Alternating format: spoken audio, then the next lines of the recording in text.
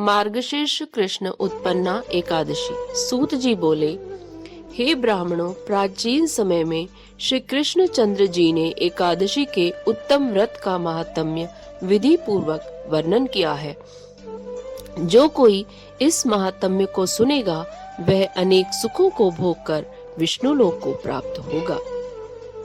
अर्जुन बोला, हे जनार्दन, उपवास नक्त भोजन और दिन रात में एक बार भोजन का क्या फल है और किस प्रकार करना चाहिए, ये सब मुझसे कहिए। श्री कृष्ण जी बोले, हे अर्जुन, हेमंत ऋतु के मार्गशीर्ष महीने के कृष्ण पक्ष में एकादशी का उपवास करें। दिन के 8वें भाग में जब सूर्य का प्रकाश मंदा हो जाए, उस समय के आहार का नाम नक्त भोजन है। रात्रि के आहार का नाम नक्त भोजन नहीं है। फिर प्रातः काल नियम से संकल्प करे, मध्याह्न के समय स्नान करके पवित्र हो जाए। नदी, तालाब और बावड़ी में स्नान उत्तम है। जो इनका अभाव हो तो कुएं पर स्नान करना श्रेष्ठ है। हे विष्णु क्रांते, मेरे पूर्व जन्म के पापों को दूर करो। तुम्हारे द्वारा पापों के दूर होने से मैं परम गति को प्राप्त हो जाऊंगा। इस मंत्र से मृत्यु को का लगाकर व्रत करने वाला मनुष्य स्नान करे। पतित, चोर, पाखंडी, मिथ्याभाषी, देवता, वेद और ब्राह्मण की निंदा करने वाले, पराये धन को हरने वाले से वार्तालाप न करें। यदि इनमें से कोई दिख भी जाए तो सूर्य दर्शन करें। फिर अपने घर में आदर पूर्वक नैवेद्य आदि से श्री गोविंद का पूजन करके भक्ति से दीपदान करें। इस दिन खाट पर शयन वर्जित है। व्रत करने वाला भक्ति सहित चित्त से रात में जागरण करके ब्राह्मणों को दक्षिणा देकर प्रणाम करके क्षमा मांगे। धर्मात्मा मनुष्यों को शुक्ल और कृष्णा पक्ष दोनों पक्ष की एकादशियां एक सी समझनी चाहिए। हे अर्जुन, इन दोनों एकादशियों में अंतर न समझना चाहिए। इस प्रकार जो व्रत करता है उसका फल सुनिए। शंखोद्वार क्षेत्र में स्नान करके गदाधर देव का दर्शन करके जो फल होता है वह एकादशी के उपवास के 16वें भाग के बराबर भी नहीं है। हे अर्जुन, संक्रांति में दान करने से 4 लाख गुना फल विशेष होता है। कुरुक्षेत्र में सूर्य चंद्र के ग्रहण में स्नान करने से, अश्वमेघ यज्ञ करने से जो फल मिलता है उससे 100 गुना फल एकादशी के उपवास से प्राप्त होता है।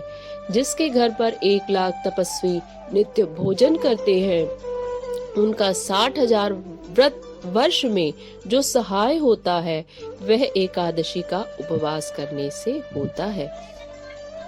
वेद पढ़े हुए ब्राह्मणों को 1000 गोदान में देने से जो फल होता है उससे 10 गुना अधिक फल एकादशी का उपवास करने वाले को होता है। नित्य 10 उत्तम ब्राह्मणों को भोजन कराने से जो पुण्य होता है उससे 1000 गुना फल कन्यादान से कहा गया है। उससे 10 गुना फल भूखे को अन्न देने से होता है। हे कुंती पुत्र, अन्नदान से स्वर्ग में रहते हुए पितर और देवता तृप्त हो जाते हैं। एकादशी के व्रत के पुण्य की सीमा नहीं है। हे नृपश्रेष्ठ, एकादशी के पुण्य का प्रभाव देवताओं को भी दुर्लभ है। उपवास का आधा फल नक्त व्रत वालों को मिलता है। उसका पुण्य दिन में एक बार भोजन करने वाले को होता है। तीर्थ, दान, नियम तभी तक गर्जते हैं जब तक एकादशी नहीं प्राप्त हुई। इसलिए संसार से डरे हुए मनुष्यों को एकादशी व्रत करना चाहिए। अर्जुन बोले, हे देव, 1000 यज्ञ करके भी एकादशी के बराबर फल नहीं होता, यह आपने कहा, तो सब तिथियों में उत्तम एकादशी क्यों है?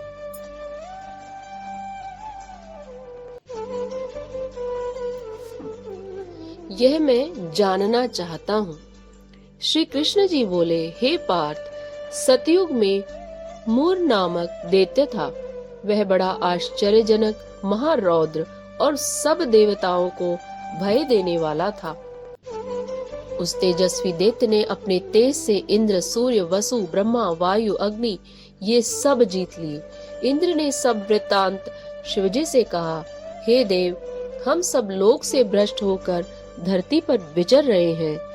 हे देव, अब देवताओं की गति क्या होगी? रक्षा का उपाय कहिए। महादेव जी बोले, हे सुरश्रेष्ठ, जहाँ गरुड़ ध्वज भगवान है वहाँ जाओ, वे शरण आए हुए की रक्षा करने वाले हैं। शिव जी का वचन सुनकर देवराज इंद्र सब देवताओं को साथ लेकर जहाँ भगवान शयन कर रहे थे वहाँ गए। जल में सोते हुए जगतपति भगवान को देखकर हाथ जोड़कर स्तुति करने लगे। हे देवताओं के भी देवता, आपको नमस्कार है। हे कमल नेत्र मधुसूदन, हमारी रक्षा करो। दैत्यों से डरे हुए देवता मेरे साथ आए हैं।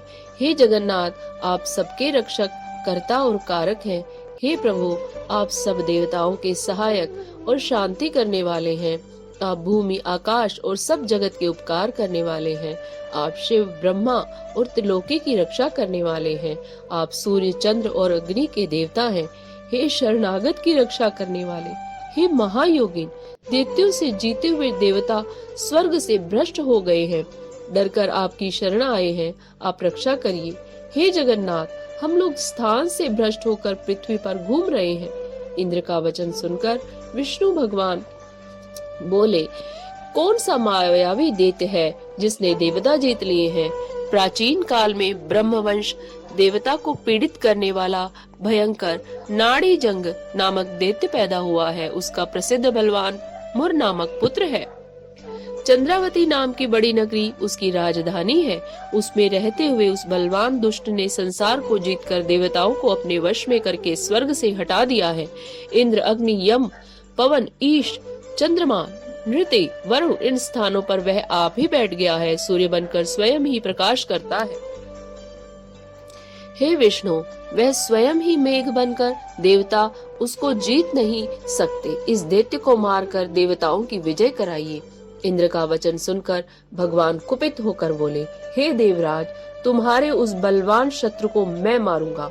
तब देवताओं ने हजारों दिव्य अस्त्रों से युक्त असंख्य दैत्यों से संग गरजते हुए मुर दैत्य को देखा। बलवान असुरों ने देवताओं को मारा। वे संग्राम को छोड़कर दसों दिशाओं में दौड़ने लगे। फिर युद्ध में भगवान को उपस्थित देखकर कुपित होकर अनेक शस्त्र लेकर दौड़े। शंख, चक्र, गदा धारण करने वाले भगवान ने उन असुरों को अपनी तरफ दौड़ते देखकर सर्प के समान बाणों से उनके देह घायल कर दिए। भगवान के हाथ सैकड़ों दैत्य मारे गए। अकेला मुर दैत्य वहां खड़ा होकर बार बार लड़ता रहा। जब भगवान अस्त्र शस्त्रों के प्रहार से उसको न जीत सके तो कुपित होकर दैत्य अपनी परिघा के समान भुजाओं से लड़ने लगा। उसने देवताओं से 1000 वर्ष तक बाहु युद्ध किया। उससे थककर भगवान बद्रिकाश्रम की को पधारे। वहां हेमवती नाम की शोभायमान गुफा में महायोगी संसार के पालन करने वाले भगवान शयन को करने को चले गए। हे पांडुनंदन, मैं उस महायुद्ध से थक गया था। वह दैत्य उस गुफा में मेरे पीछे लगा हुआ चला आया। मुझको वहां सोता हुआ देखकर वह दैत्य मन में सोचने लगा कि दैत्यों को मारने वाले इस हरि को मैं मारूंगा। उस दुर्बुद्धि के ऐसे विचार को समझकर मेरी देह से एक प्रकाशमान कन्या उत्पन्न हुई। दिव्य शस्त्रों को लेकर वह देवी युद्ध के लिए उपस्थित हो गई। उस मुर दैत्य ने देवी को देखा। उस देवी ने दैत्य को युद्ध में ललकारा। तब वह दैत्यराज उस कन्या से युद्ध करने लगा। फिर उन महादेवी ने शीघ्रता से उस बलि दैत्य के शस्त्रों को तोड़कर क्षण भर में रथ नष्ट कर दिया। फिर वह भुजाओं से युद्ध करने को बड़ा बल करके दौड़ा। देवी ने उसके हृदय में लात मारकर उसको पटक दिया। वह फिर उठकर कन्या को मारने की इच्छा से दौड़ा। देवी कुपित होकर आते हुए उस दैत्य को का सिर काटकर क्षण भर में पृथ्वी पर गिरा दिया। खंडित सिर वाला वह दैत्य यमलोक को प्राप्त हो गया। शेष भयभीत होकर पाताल लोक को चले गए। तब भगवान उठे, अपने सामने मरे हुए असुरों को देखा। जगतपति भगवान नम्रता पूर्वक हाथ जोड़े हुए दिव्य कन्या को अपने सम्मुख देखकर आश्चर्य से बोले, इस दुष्टात्मा दैत्य को संग्राम में किसने मारा? कन्या बोली, हे प्रभु, मैं आपके ही अंश से पैदा हुई हूँ, मैंने ही इस असुर को मारा है। हे हरे, आपको सोते हुए देखकर यह आपको मारने को तैयार हो गया। इस त्रिलोकी के कंटक का ऐसा विचार समझकर इस दुष्ट दैत्य को मैंने मार दिया और देवताओं को निर्भय कर दिया। सब शत्रुओं को भय करने वाली मैं आपकी प्रबल शक्ति हूँ। त्रिलोकी की रक्षा करने के लिए भय देने वाले इस दैत्य को मैंने मारा है। श्री भगवान बोले, हे अनघे, इस दैत्य को के मारने से मैं तुमसे प्रसन्न हूँ।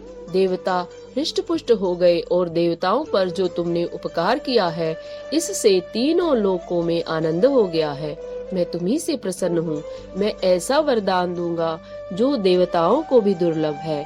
कन्या बोली, हे देव, यदि आप मुझसे प्रसन्न हैं और आप मुझको वरदान देना चाहते हैं तो यह वरदान दे जिससे मेरा व्रत करने वाले मनुष्यों को महान पाप से भी छुड़ा दूं। हे भगवान, मुझे यह वरदान मिले कि जो कोई उपवास कर अथवा सायंकाल भोजन करे उसको मोक्ष मिले। भगवान बोले, तथास्तु। ऐसे लोग त्रिलोकी में विख्यात होकर वैकुंठ में वास करेंगे। मेरी परम शक्ति तू एकादशी को उत्पन्न हुई है, इससे तेरा नाम उत्पन्ना एकादशी होगा। इस प्रकार उसको वर देकर भगवान अंतर्ध्यान हो गए और एकादशी अत्यंत प्रसन्न हुई। हे कुंती पुत्र, इस तरह से एकादशी की उत्पत्ति हुई है, जो सब पापों को नष्ट करने वाली पवित्र तिथि है। हे अर्जुन, शुक्ल पक्ष का भेद न करके दोनों पक्षों में व्रत करना चाहिए। द्वादशी युक्त एकादशी सबसे श्रेष्ठ एकादशी के व्रत को अश्वमेघ यज्ञ का फल मिलता है, इसमें कोई संदेह नहीं है। व्रती पुष्पांजलि लेकर प्रार्थना करे, मैं एकादशी को निराहार रहकर दूसरे दिन भोजन करूंगा, आप मेरी रक्षा करो। यह कहकर पुष्पांजलि भगवान को अर्पण करे। उपवास के फल का इच्छुक 3 बार अष्टाक्षर मंत्र को पढ़कर पात्र में रखे हुए जल को पी जावे। द्वादशी को दिन में कांसे के पात्र में भोजन वर्जित है। हे राजेंद्र, एकादशी के मध्याह्न से द्वादशी के अरुणोदय तक स्नान, पूजन, दान, होम आदि कर्म करना चाहिए। यदि कोई भारी संकट आ जाए तो जल से पारण करके फिर भोजन कर ले, तो पुनः भोजन का दोष नहीं होता।